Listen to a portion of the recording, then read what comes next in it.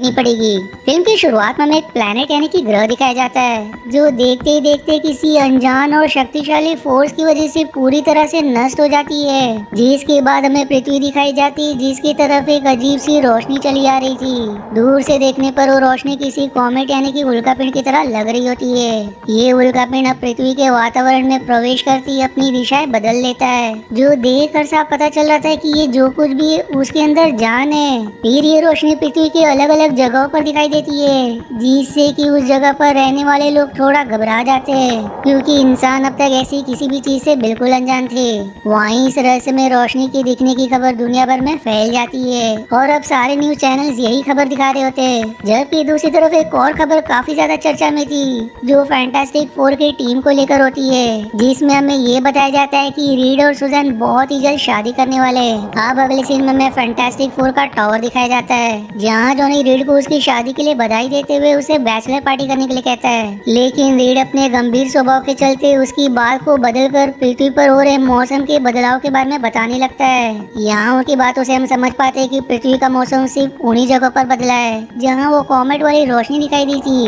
लेकिन इन सब बातों के बाद रीड शाम को पार्टी के लिए तैयार हो जाता है। दूसरी तरफ हम उस रोशनी को एक जंगल के ऊपर से गुजरते हुए देखते हैं जहाँ डॉक्टर डूम को उस रोशनी के बारे में पता चलने पर वो भी सोच में पड़ जाता है कि आखिर ये चीज क्या है। उधर रात के समय जनरल हैगर फैंटास्टिक फोर के टावर पर रीड से मिलने जाते हैं जहाँ उनकी मुलाकात सुजैन से होती है जो हैगर को लेकर रीड से मिलने के लिए उनके पास जाती है। हैगर से रीड उनके आने की वजह पूछता है जिस पर वो रीड जॉनी और बेन को एकांत में इस केस के बारे में बताना शुरू करते हैं। वो उन सभी को पृथ्वी पर बने कुछ गड्ढों की तस्वीर दिखाते हैं जो कई फीट गहरे थे और इन गड्ढों के बनने से पहले वहाँ पर उस अजीब रोशनी को देखा गया था, जिसका मतलब ये कि उन विशाल काय गड्ढों के बनने के पीछे उस रहस्य में रोशनी का ही हाथ है। जो सुनकर अब रीड उन्हें बताता है कि वो एक ऐसे डिवाइस पर काम कर रहा है जो इस रोशनी को समझने में मदद कर सकती है और बहुत जल्द वो उस डिवाइस को बनाकर तैयार भी कर लेगा। आप सीन शिफ्ट होकर हमें दूसरा दिन दिखाया जाता है जो रीड और सुजैन की शादी का दिन था,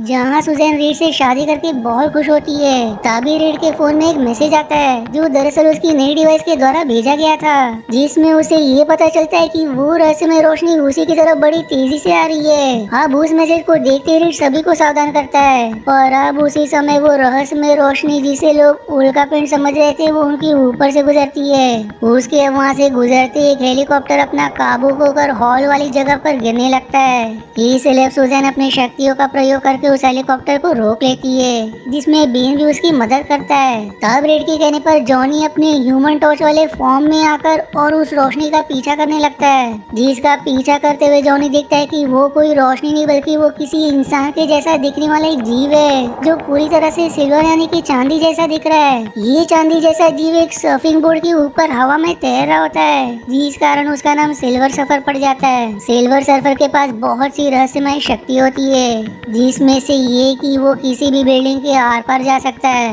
वो जॉनी को अपने पीछे आता देख अपनी रफ्तार बढ़ा लेता है, जिस पर अब जॉनी भी अपनी रफ्तार को बढ़ाकर उसे पकड़ने की कोशिश कर रहा था, पर तभी सिल्वर सर्फर खुद को रोककर जॉनी को बीच में हवा में ही पकड़ लेता है। फिर वो उसे लेकर स्पेस यानी कि अंतरिक्ष में चला जाता है, जहाँ ऑक्सीजन ना होने की वजह से जॉनी की ह्यूमन टॉर्च बुझने लगती है, जिससे अब वो अपनी इंसानी रूप में आ जाता है। सिल्वर सर्फर अब उसे वापस से पृथ्वी की तरफ फेंक देता है, जहाँ अब जॉनी कैसे तो करके वापस से फैंटास्टिक फोर के टावर में आकर सिल्वर सर्फर के बारे में सारी बात बताता है। सभी अब इस नतीजे पर पहुँचते हैं कि उन्हें जल्द से जल्द सिल्वर सर्फर को पकड़ना होगा, वरना वो पृथ्वी पर कुछ भी कर सकता है। जॉनी अब सुजैन को बताता है कि जब से सिल्वर सर्फर ने उसे छुआ है तब से उसकी तबीयत थोड़ी खराब लग रही है, इसलिए अब वो आराम करने के लिए जा रहा है। जो ऐसा कहकर सुजैन को छू देता है, लेकिन अब ऐसा करने पर उन दोनों की शक्ति आपस में बदल जाती है, जिसका मतलब ये कि जॉनी की ह्यूमन टॉर्च वही शक्ति अब सुजैन में, जबकि सुजैन के गायब होने वाली शक्ति जॉनी के पास आ जाती है, जिसे दोनों ही नहीं संभाल पाते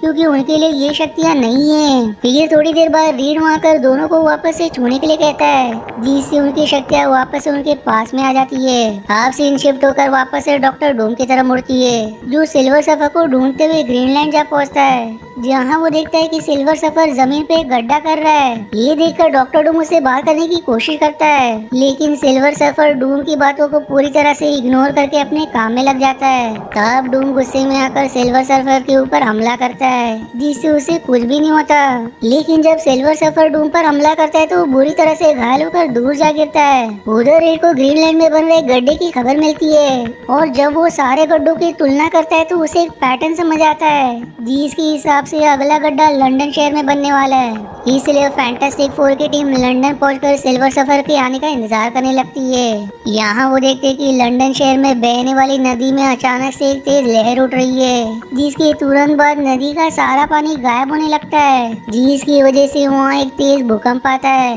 जिससे अब बिग बैन नाम का झूला टूटकर जमीन की तरफ गिरने लगता है। तब सभी हीरोज यानी कि फैंटास्टिक फोर की टीम मिलकर झूले पर बैठे लोगों की जान बचाते हैं। जिसे भी जॉनी सिल्वर सफर से लड़ने के लिए जाता है पर गलती से वो रीड को छू लेता है जिससे कि दोनों की शक्तियाँ आपस में बदल जाती है और इस बार भी सिल्वर सफर अपना काम करके वहाँ से निकल जाता है। अब इसके बाद हैगर एक मीटिंग बुलाते हैं जिसमें फैंटास्टिक फोर के साथ साथ डॉक्टर डूम को भी बुलाया जाता है। दरअसल ये मीटिंग इसलिए बुलाई गई थी ताकि वो सभी मिलकर सिल्वर सफर को रोकने का तरीका ढूंढ सके। हैगर का मानना था कि उसे रोकने के लिए फैंटास्टिक फोर को डॉक्टर डूम के साथ मिलकर काम करना होगा क्योंकि डूम रीड की तरह एक बुद्धिमान वैज्ञानिक है। पर इस बात के लिए फैंटास्टिक फोर तैयार नहीं होते क्योंकि डूम एक विलेन है जिसने पिछली बार काफी तबाही मचा दी थी, लेकिन हैगर के जिद करने पर वो लोग मान जाते हैं। अब डूम उन सभी को अपनी और सिल्वर सफर की लड़ाई का वीडियो दिखाते हुए उन सभी को बताता है कि सिल्वर सफर की ताकत उसके सफरिंग बोर्ड से आ रही है और यदि वो लोग उसका बोर्ड हासिल करने में कामयाब हो जाते हैं तो वो उसे बड़ी आसानी से हरा देंगे।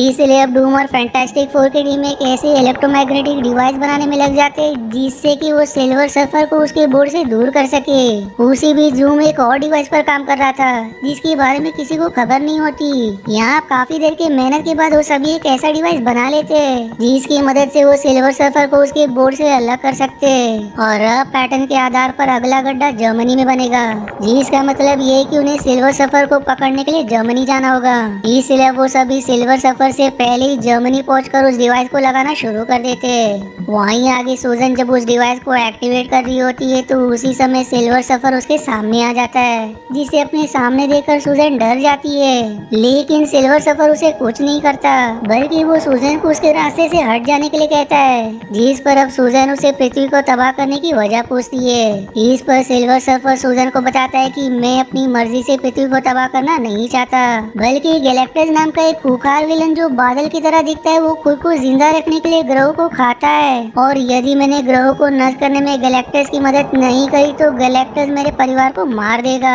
सिल्वर सफर के बाद से अब हम समझ पाते कि वो एक तरह से गैलेक्टस का गुलाम है जो गैलेक्टस के आने से पहले अलग अलग ग्रहों पर जाकर वहाँ विशाल का एक गड्ढे बना दिया करता है जिससे उस ग्रह का कोर नष्ट होकर पूरा ग्रह ही तबाह होने लगता है, जिसके बाद फिर गैलेक्टस वहाँ कर उस ग्रह को निगल जाता है। वहीं अब हैगर और बाकी सिल्वर सफर को सूजन के पास देखते हैं और वो उस पर हमला कर देते हैं, लेकिन उनके हमले से सिल्वर सफर को कुछ भी नहीं होता जो अब अपने बोर्ड की मदद से उन सभी से बचते हुए अपने काम को अंजाम देने ही जा रहा था कि तभी फैंटास्टिक फोर और डूम के द्वारा बनाए गए डिवाइस ऑन हो जाता है जिससे सिल्वर सफर अपने बोर्ड से कंट्रोल खोकर नीचे जमीन पर जा गिरता है। तब हैगर उसे और उसके बोर्ड को अपने मिलिट्री बेस में ले आता है। साथ ही साथ अब फैंटास्टिक फोर का काम भी पूरा हो चुका था, इसलिए उनका धन्यवाद करके उन्हें इस मामले से दूर रहने के लिए कहता है जो बात फैंटास्टिक फोर को बिल्कुल भी पसंद नहीं आती क्योंकि रीड सिल्वर सफर और उसके बोर्ड के बारे में और जानकारी लेना चाहते थे, जबकि सुजैन अपनी गायब होने की शक्ति का प्रयोग करके सिल्वर सफर के पास चली जाती है क्योंकि उसे विश्वास हो चुका था कि वो एक अच्छा जीव है। उधर डूम जिसने सबसे छुपा कर एक और डिवाइस बना लिया था वो मौका पाते ही मिलिट्री के लोगों पर हमला करके सिल्वर सफर के बोर्ड के पास पहुंच जाता है जहां वो अपने नए डिवाइस की मदद से उस बोर्ड को कंट्रोल करके वहां से भाग निकलता है। दूसरी तरफ सिल्वर सफर को इस बात का पता चल जाता है कि सुजैन उसके कमरे में आई हुई है जबकि सुजैन अपनी अदृश्य रूप में थी,